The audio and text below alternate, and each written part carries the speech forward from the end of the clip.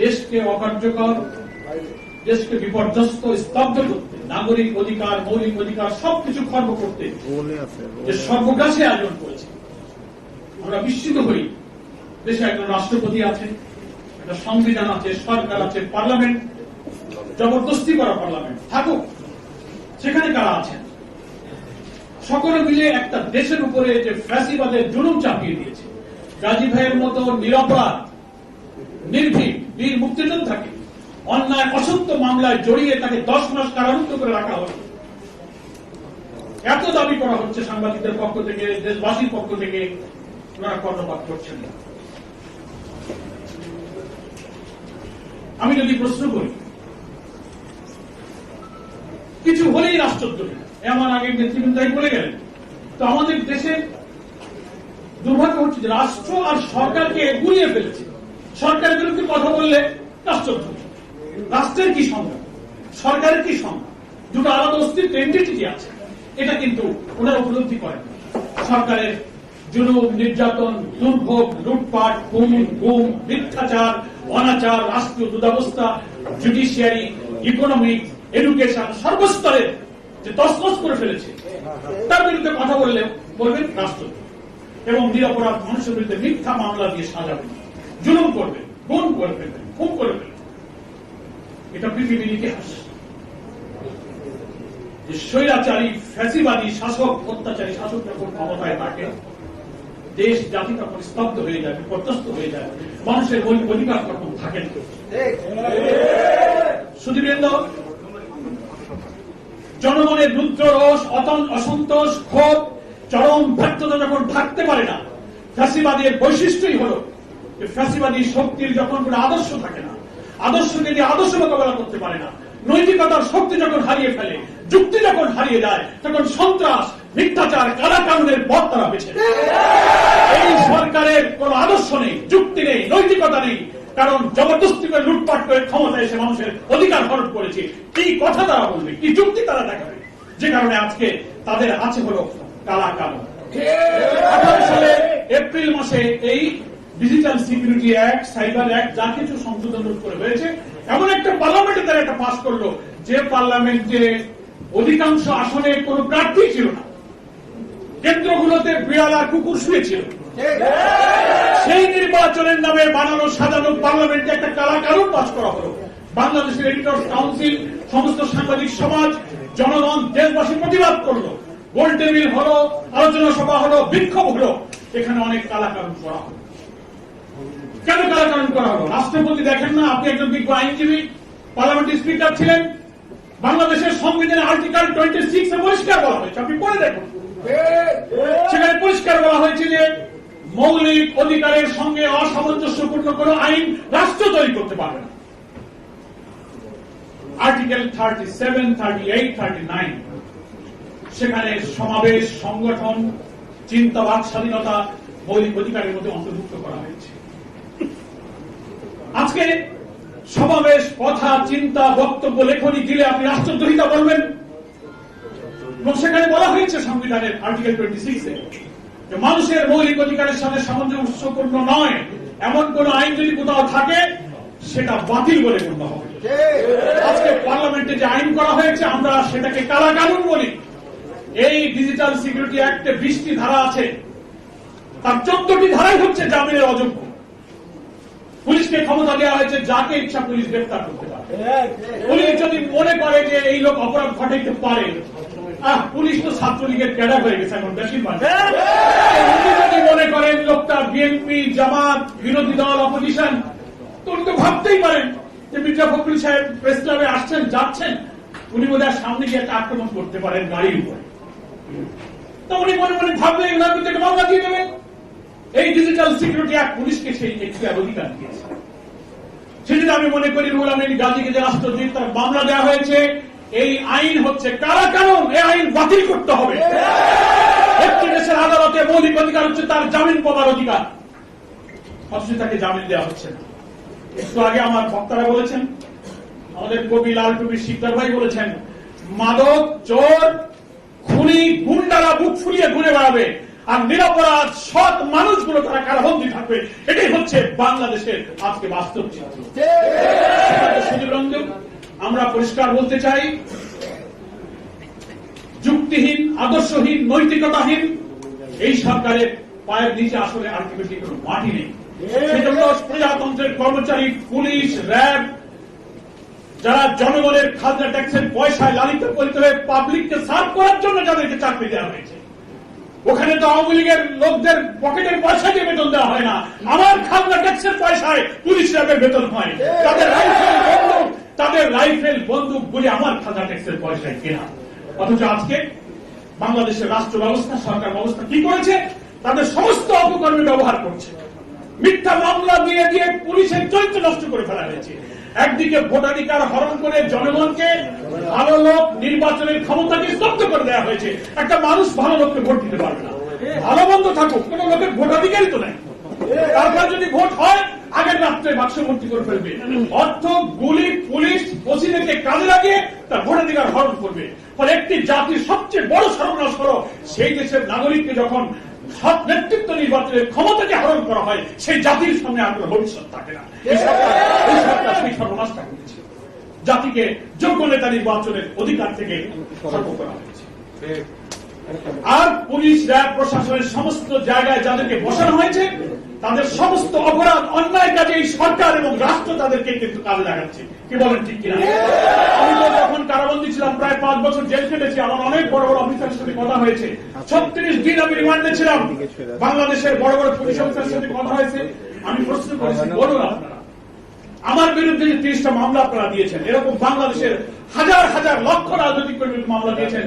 এজাহারে বর্ণিত প্রত্যেকটি রাজনৈতিক কর্মীর নামে যে মামলা দিয়েছেন, এজাহারের প্রত্যেকটি লাইন হচ্ছে মিথ্যা। পুলিশ বাদী হয়ে এই মামলা যে আপনাদেরকে করালো, আপনাদের বিবেক নাই? আমি কারাগারে আমার নামে মামলা দেওয়া হলো যে আমি শাহজাহানপুরে বোমা মেরেছি। আমি কোর্টে এসে বললাম আমি এই মামলা থেকে অব্যাহতি চাই। আমি খুলনা জেল গেট থেকে আমার জামিন হয়েছে প্রথম 10 সালে, বেরোচ্ছি জেল গেট থেকে ডিবি এসে আমাকে নিয়ে গেল। তারপর দিন শুনি যে একটা মামলা হয়েছে যে আমি নাকি জেল গেট থেকে বেরিয়ে রিক্সা ভেঙেছি। হামলা করেছি, 2 দিন দেরি হয়েছে মামলাটা দায়ের করতে। অথচ আমাকে গেট থেকে নিয়ে ডিবি অফিসে রমজান মাসে ইফতারের আগে আমাকে নিয়ে যাওয়া হলো। আমার স্ত্রী, সন্তান, আমার জামাইরা জেল গেটে রিসিভ করতে আসলো, তাদেরকে ধরে নিয়ে চলে যাওয়া হলো। সেই মামলাও দেওয়া হলো। তাই পুলিশ বাদী, প্রধানমন্ত্রী, রাষ্ট্রপতি আপনি দেখেন না যে আপনি প্রজাতন্ত্রের কর্মচারীকে দিয়ে কি মিথ্যা মামলা করাচ্ছেন? রুহুল আমিন গাজী কি রাষ্ট্রদ্রোহিতা করেছে? পুলিশ বাদীরা আপনি যে মামলা দিলেন, আমি তো চ্যালেঞ্জ করেছি জুডিশিয়াল ইনকোয়ারি করা হোক। রুহুল আমিন গাজীর এজাহারে বর্ণিত প্রত্যেকটি লাইন হচ্ছে মিথ্যা এবং অসত্য। বাংলাদেশের সমস্ত পলিটিক্যাল মামলা, আজকের গায়েবী মামলা, জেলে থাকতে মামলা, জাতীয় নেতৃবৃন্দের নামে গাড়ি পড়ানোর মামলা, ট্রাক আটকানোর মামলা, এই মামলার অন্তত 99% এজাহার হচ্ছে মিথ্যা, ভুল, অসত্য। মাননীয় প্রধানমন্ত্রী শ্রদ্ধা রেখে বলি, যেভাবেই হোক আপনি দেশের প্রধানমন্ত্রী হয়ে গেছেন, কিন্তু আপনিও মিথ্যা কথা বলেন। যে দেশের সরকার প্রধান মিথ্যা কথা বলে, সেই দেশে কখনো আল্লাহ রহমত হয় না। তার অনেক প্রমাণে জাতির কাছে আছে।